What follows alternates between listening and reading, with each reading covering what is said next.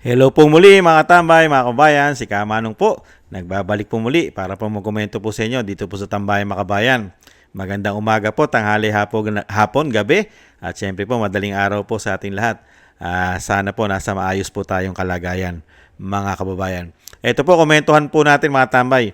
Ito pong Davao City po, ang hometown po ng dating Pangulong Duterte ay inaksyon na po, umaksyon na po sila at kinundi na po nila. Kinundi na po nila ang hindi magandang biro ng sinasabi po na si Jose Marie Borja Viceral alias Vice Ganda, mga kababayan. Dito po sa ginawa niya pong joke na hindi po nakakatawa at marami po ritong nagalit, mga kababayan, dahil hindi po basta-basta ang ginawa niya pong biro dahil po sa pinagdadaanan po ng pamilya Duterte at syempre po lalong-lalo ang ginawang pagdukot sa kanya na ipatapon po sa ICC na walang due process. Kaya po nalalagay po sa hindi magandang sitwasyon ito pong si Jose Marie Viceral, mga tambay. Tingnan po natin at painggan po ang pahayag po ng balita tungkol po rito sa Davao City, mga kababayan. The joke has gone too far nga ba?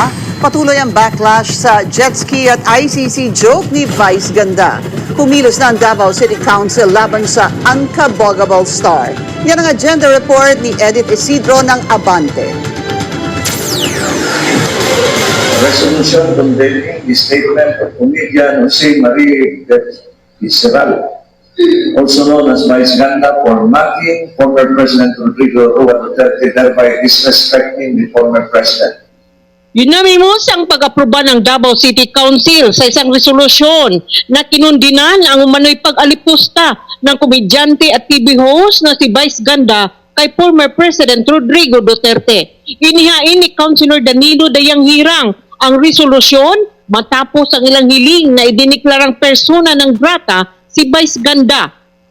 Whereas the city government of Davao upholds the values of respect, courtesy, and the preservation of dignity towards all individuals, particularly public officials who have served the nation with distinction.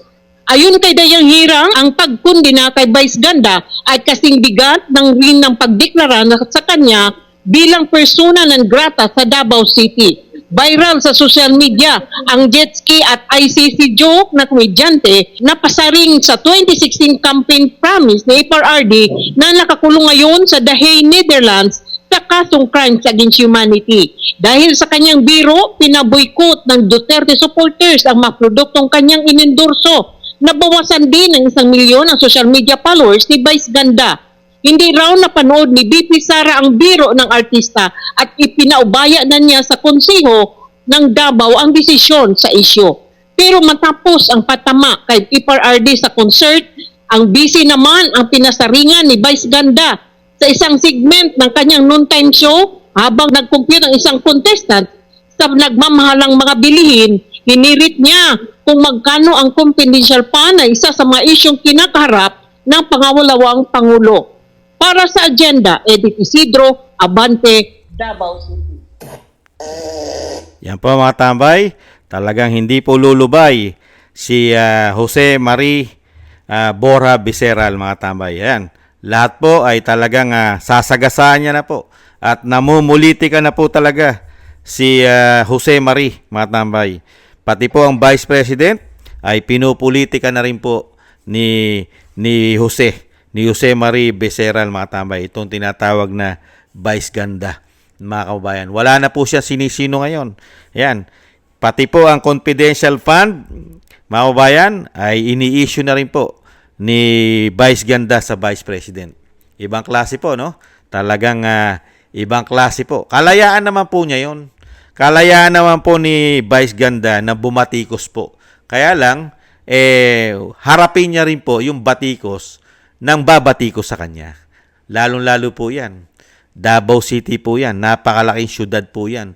Pinakamalaking syudad, pinakamalaking city sa ating bansa. Di po ba? Ang Davao City. Napakarami po. Milyon po ang tao po sa Davao. At yun po ay yung nasa Davao pa lang. paano pa po yung nakatira na mga Dabawenyo sa Luzon?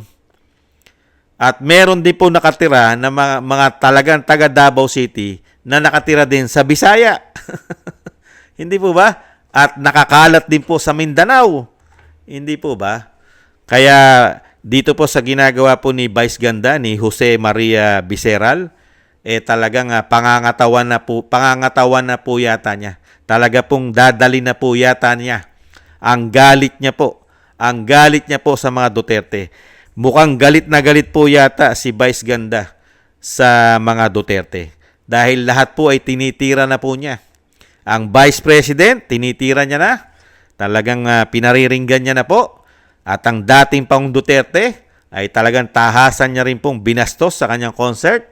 At talagang parang kinukutsa pa ang pagkakakulong sa ICC ng dating Pangulong Duterte. Mga kababayan, bakit kaya galit na galit po si Vice Ganda, si Jose Maria Biseral sa mga Duterte? Bakit kaya? Dahil siya ay may issue rin po siya na ecstasy o ng pulburon, pinagbabawal na pulburon. At may issue rin po ang kanyang magulang, ang kanyang ama, ng pinagbabawal na pulburon umano. Kaya po ba galit na galit sila sa mga Duterte, mga kabayan? At ngayon, pati ang Vice President ay tinitira na rin niya. Ibang klase. Ibang klase talaga nagagawa ng pera, mga kabayan. Ang pera talaga. Pagka ang pera na ang ginos mo, pagka ang pera na ang sinamba mo, mawawala na talaga lahat, pati respeto mo sa kapwa mo. Hindi po ba? Kahit yung totoong lingkod bayan, yung totoong nag-aayos ng bansa, lalong-lalo sa bisyo ng pulburon at coke, palibasa tinatangkilik yata nila umano yan. Hindi nila matanggap. Bakit? Kasi nabunyag po kasi sila. Nabunyag po kasi ang mga sikreto nila na sila po ay kasama sa mga narko. Mukhang kasama po yata yan umano sa listahan ng mga artista umano na gumagamit. Kaya, at ang tanong po natin, magkano naman kaya ang binayad sa kanya o sinuhol para po mamulitika na at sumausaw na po siya sa politika? Mga kababayan, ito pong si Jose Marie Biseral, mga tambay.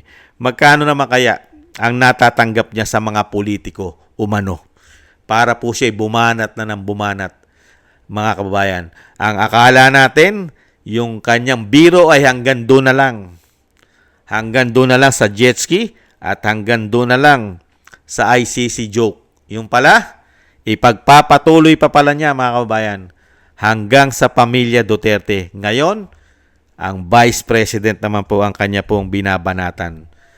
Hinahanapan niya po at binitira niya sa confidential fund, pero hindi niya po hinahanap ang confidential fund ng Kongreso, ng Speaker, ng Senate President at mga senador. Lalong-lalo po ang Pangulo ng Bansa na hindi bababa sa 4.5 billion sa loob lang na isang taon ang intel niya at ang confidential fund niya. Grabe, no? Pilit mong hinahanapan ng korupsyon, yung kakaunting pondo, ikumpara mo rin sa bilyon-bilyon. Ganyan po sila mamulitika, mga kababayan. Dahil nga po, nagkakaamuyan po, lalong-lalo kung gumagamit nga kayo na illegal na pulburon, illegal na coke, illegal na damo. Siyempre magkakaamuyan kayo at magkakasundo kayo. At lalong-lalo na kung napasara pa ang iyong istasyon na hindi marunong magbayad ng isang damukal na pagkakautang sa gobyerno umano at hindi pagsunod sa batas ang mga ito. Kaya po, ano po aasahan po natin sa mga taong ito kung lahat pati bisyo'y pinasok na at hindi matanggap ang nangyari sa kanilang istasyon, mga kababayan? Hindi po ba?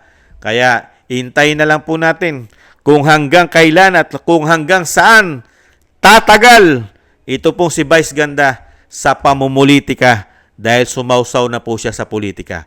Pakinggan at abangan po natin kung hanggang kailan tatagal ang kanyang banat, kung ano-ano pang banat ang kanya pong palalabasin, mga kababayan, at kung magkano rin kaya ang kanyang kikitain sa pamumulitika.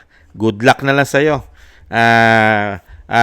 Jose Marie. Good luck na lang sa iyong pinasok na pamumulitika. Hindi mo yata sa bagay, hindi ka naman natatakot eh.